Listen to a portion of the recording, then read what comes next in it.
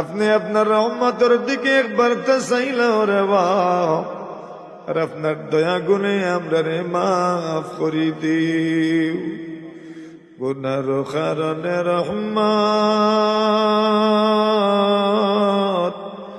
দূরে না রাখিও।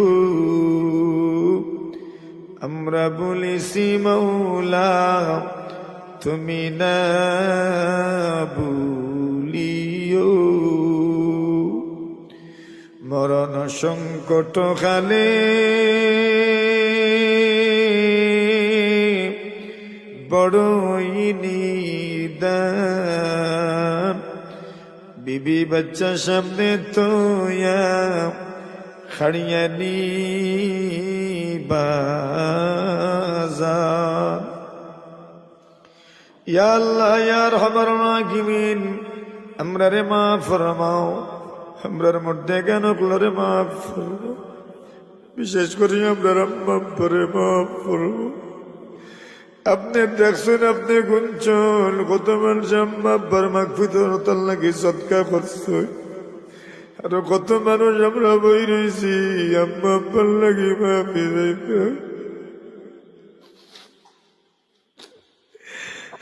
আপনি আপনার আম্মা আব্বারে মাফ করো, আপনার বাইল বাইলাইল ধরে মাফ করো।